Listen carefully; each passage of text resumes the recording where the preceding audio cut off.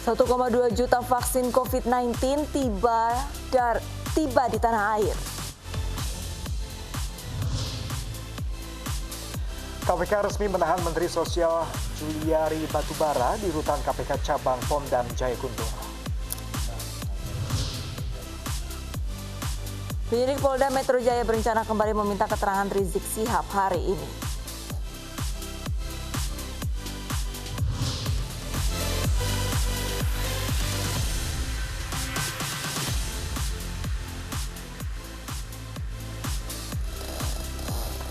Halo, selamat pagi pemirsa. Kami hadir kembali dalam Ais Pagi melengkapi informasi Anda pada pagi hari ini. Dan selain 3 berita utama tadi, kami juga akan hadirkan informasi penting lainnya bersama saya Arlista Hadi. Dan saya Pram Senjaya pemirsa, inilah Ais Pagi selengkapnya untuk Anda.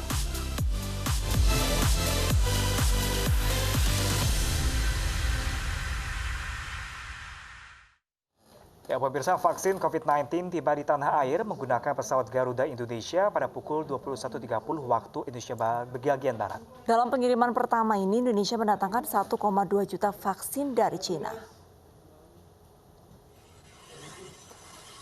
Vaksin virus corona telah tiba di tanah air melalui Bandara Soekarno-Hatta Cengkareng, Banten. Vaksin sebanyak 1,2 juta ini diangkut dengan pesawat Boeing 777-300ER. Vaksin yang dibuat oleh perusahaan Sinovac didatangkan dari Cina dan tiba di tanah air pada pukul 21.30 waktu Indonesia Barat. Sebelumnya, vaksin dari Sinovac telah diuji di Bandung sejak Agustus lalu. Presiden Jokowi menjelaskan selain 1,2 juta dosis yang tiba, nantinya juga diupayakan untuk tiba 1,8 juta dosis vaksin jadi dan 45 juta dosis vaksin dalam bentuk bahan baku pada Januari mendatang. Sebelumnya pemerintah resmi menetapkan 6 jenis vaksin untuk penanganan COVID-19 di Indonesia. Di antaranya dari PT Bio Farma Persero, AstraZeneca, Sinopharm, Moderna, Pfizer, dan Sinovac Biotech.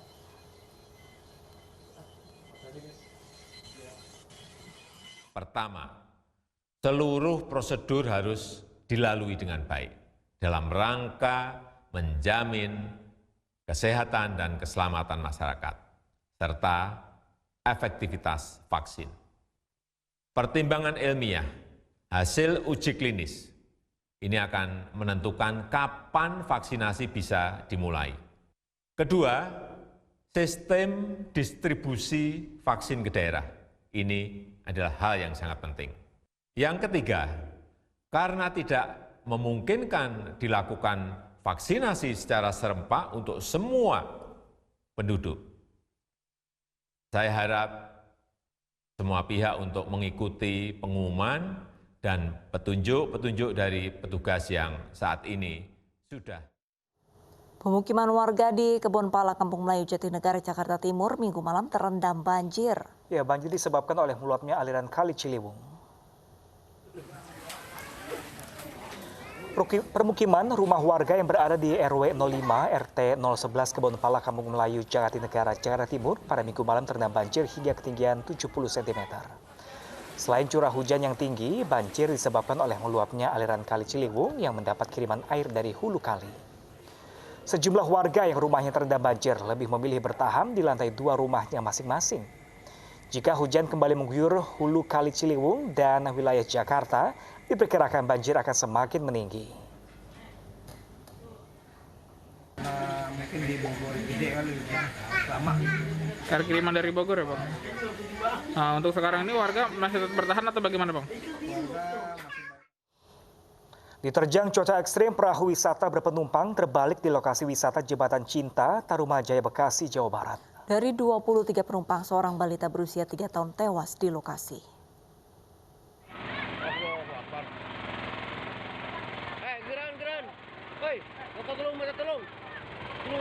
Detik-detik perahu terbalik dihantam ombak dan cuaca ekstrim di Laut Tarumajaya, Kabupaten Bekasi, Jawa Barat Minggu pagi terekam kamera warga yang melintas. Perahu lain di sekitar lokasi langsung memberikan pertolongan pada puluhan penumpang perahu terbalik tersebut. Begitu pula dengan tim SAR yang berada di perairan langsung melakukan pencarian terhadap para korban yang tenggelam. Naas dari 23 penumpang, seorang balita berusia 3 tahun ditemukan tewas tenggelam. Orang tua korban yang selamat pun histeris tak kuasa menahan tangis.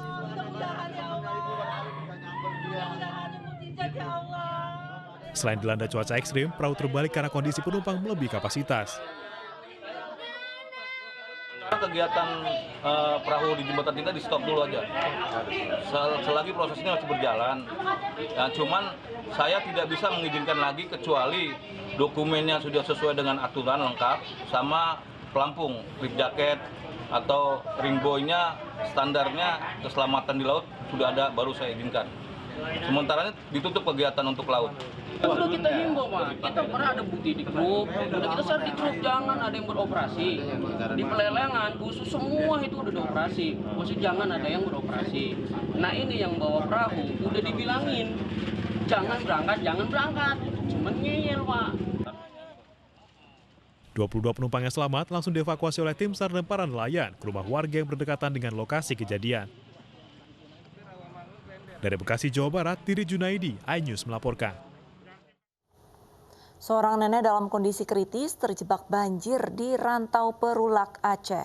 Ya, banjir dengan tinggi 4 meter ini merendam 22 kecamatan di Aceh Utara.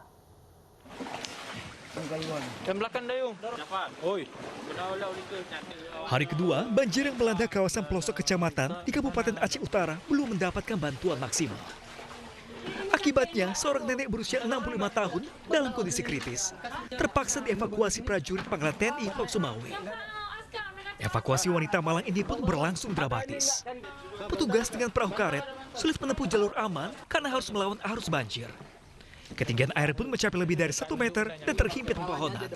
Ada seperti ibu tadi, itu kedinginan atau kondisinya juga nggak fit atau susah jalan. Kesulitannya itu ya akomodasi. Kita akomodasi karena daerahnya yang terendam, semua rata-rata terendam sama air.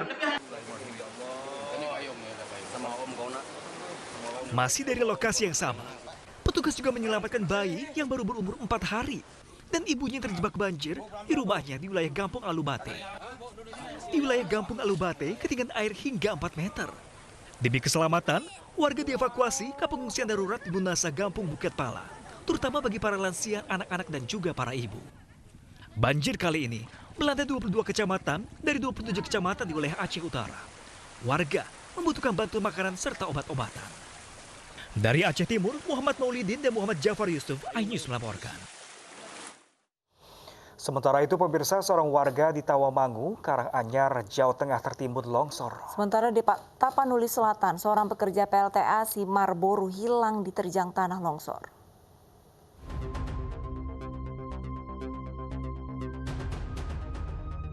Inilah video amatir proses pencarian seorang pekerja PLTA Simar Boru Afwan Ritonga yang hilang setelah diterjang tanah longsor di Kecamatan Sipirok, Kabupaten Tapanuli Selatan, Sumatera Utara.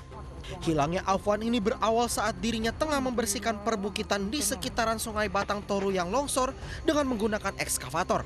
Namun seketika bukit longsor yang kemudian menyeret alat berat beserta dirinya hingga jatuh dari ketinggian mencapai 200 meter sebelum akhirnya masuk ke Sungai Batang Toru. Tingginya air sungai membuat alat berat ini tenggelam. Bahkan petugas akhirnya menemukan alat berat ini setelah roda ekskavator samar-samar terlihat. Namun proses pencarian korban hilang Afwan Ritonga dihentikan karena hujan deras. Sementara hujan deras di wilayah Tawamangu sejak Sabtu siang mengakibatkan longsor di sejumlah titik, salah satunya di Dukuh Sedayu, Desa Tengklik, Kecamatan Tawangmangu. Longsor mengakibatkan dinding kamar mandi rumah milik Mopono roboh tertimbun material. Naas saat kejadian, salah satu penghuni rumah sedang berada di kamar mandi. Petugas gabungan dibantu relawan dan masyarakat mencari korban yang tertimbun longsor secara manual. Banyaknya material longsor menjadi kendala pencarian korban. Usai berjibaku sekitar 4 jam, korban berhasil ditemukan dan dievakuasi. Korban telah meninggal dalam posisi tengkurap. Korban diketahui bernama Harni berusia 52 tahun.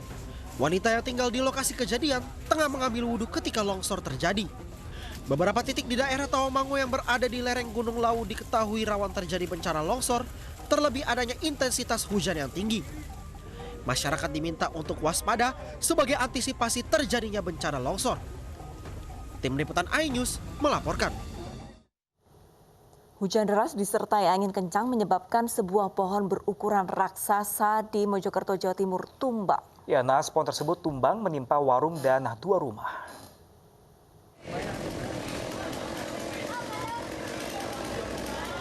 Pasca hujan dan angin kencang yang melanda Kecamatan Mojosari, Kabupaten Mojokerto Sabtu malam, membuat pohon bendo berusia puluhan tahun di lokasi wisata Sumber Tiri, Desa Seduri roboh, menimpa 1 warung dan 2 rumah.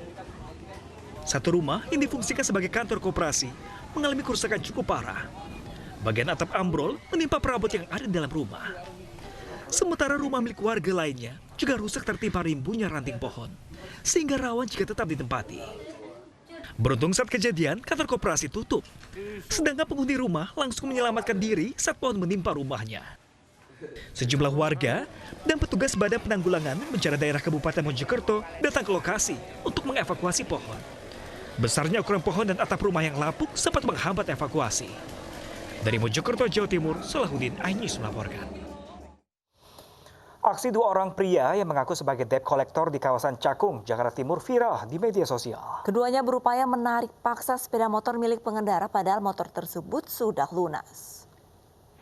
Ini jadi kita nih, motor lunas, BPKB ada. Inilah video viral yang merekam aksi 2 orang pria yang mengaku sebagai debt collector di Jalan Raya Bekasi Timur, Cakung, Jakarta Timur. Pelaku nampak hendak menarik paksa sepeda motor milik korban dengan alasan menunggak cicilan. Bahkan pelaku juga memukul korban beberapa kali menggunakan helm. Kejadian berawal saat korban yang sedang berkendara secara tiba-tiba dihentikan oleh pelaku. Korban yang tak terima kendaraannya hendak ditarik akhirnya terlibat adu mulut dengan kedua pelaku. Pasalnya sepeda motor tersebut diakui telah lunas dan korban memiliki bukti lengkap seperti BPKB serta bukti lainnya. Setelah itu pelaku langsung pergi meninggalkan korban. Sementara kepolisian sektor Cakung kini telah mengantongi identitas maupun ciri-ciri pelaku dan tengah melakukan pengejaran terhadap keduanya. Dan kami dari Polsek Cakung setelah menerima laporan, korban pun juga langsung membuat laporan di Polsek Cakung. Kami langsung menindaklanjuti. Pertama, kami langsung mengejar pelaku sesuai dengan ciri-ciri dari video yang viral tersebut. Pelaku sendiri berapa orang, Pak? Pelaku sesuai dengan video yang viral ada 2, ya, sudah terlihat jelas dari wajahnya dan juga dari nomor polisi motor yang digunakan. Petugas menambahkan modus tersebut sudah kerap terjadi dan meminta masyarakat agar lebih waspada. Bagi warga yang mengalami atau melihat adanya aksi serupa, diminta agar melaporkannya ke pihak berwajib. Dari Jakarta, Rio Manik, iNews melaporkan. Nasib naas menimpa pelaku komplotan pencurian tegel di sebuah rumah kosong di Kecamatan Bantimurung, Kabupaten Maros, Sulawesi Selatan. Ya, mobil yang mereka kendarai alami kecelakaan tunggal masuk ke dalam saluran irigasi saat dikejar oleh warga.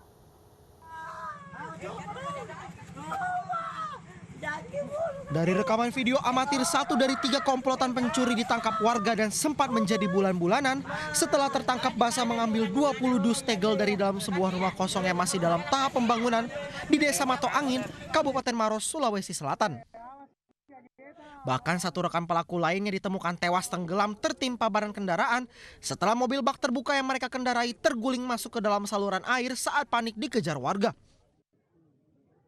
Dia jalan kemana, Pak? Polisi yang mengolah tempat kejadian perkara langsung memasang garis polisi sembari menunggu untuk dilakukan proses evakuasi kendaraan. Sementara 1 rekan lainnya yang kabur dari kejaran warga berhasil ditangkap petugas saat bersembunyi di salah satu rumah warga. Para pelaku merupakan warga Kota Makassar yang mencuri di wilayah Kabupaten Maros, Sulawesi Selatan.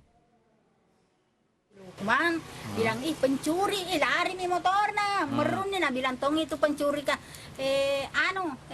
Bukan pencuri, bukan pencuri, bilang Tom itu Lukman, pencuri. Kenapa Pak itu bukan pencuri, mau ambil kita helku.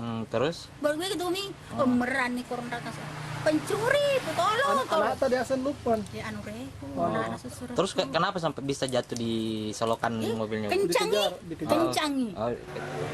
Melarikan diri pakai mobil pickup. Panik akhirnya jatuh di jembatan itu. Ada berapa orang pelaku, Pak? Sekitar 3 orang. 3 orang. Ya. Satunya tewas ya, Pak? Meninggal ya. Meninggal terjepit.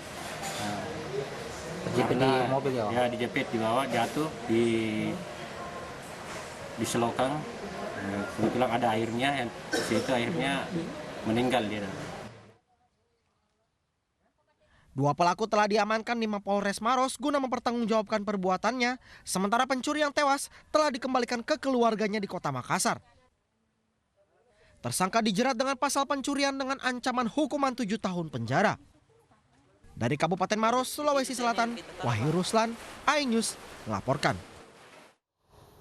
Ya, pemirsa, sejumlah gubuk yang diduga digunakan sebagai tempat judi dan pesta sabu di Medan, Sumatera Utara dirobohkan warga dan petugas gabungan. Perobohan dilakukan lantaran warga resah dengan aktivitas ilegal di lingkungannya.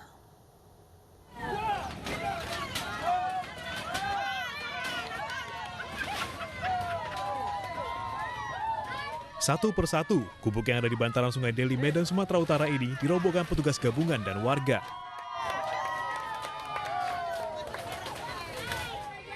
Warga resah karena gubuk ini sering digunakan sebagai tempat judi dan pesta sabu. Sudah banyak kemungkaran-kemungkaran yang selama ini ya bisa kita katakan pembiaran. Namun pembiaran ini sudah kita upayakan melakukan aksi-aksi masyarakat dan juga dibantu oleh aparat pemerintahan. Usai merobohkan 7 gubuk, warga pun kembali ke rumah masing-masing. Perobohan ini diharapkan dapat mengembalikan keamanan dan ketenangan warga yang selama ini diusik oleh aktivitas judi dan narkoba. Dari Medan, Sumatera Utara, Yuda Bahar, iNews melaporkan. Komisi Pemberantasan Korupsi resmi menahan Menteri Sosial Juliari Batubara. Informasi selengkapnya sesaat lagi pemirsa. Tetaplah bersama kami di iNews Pagi.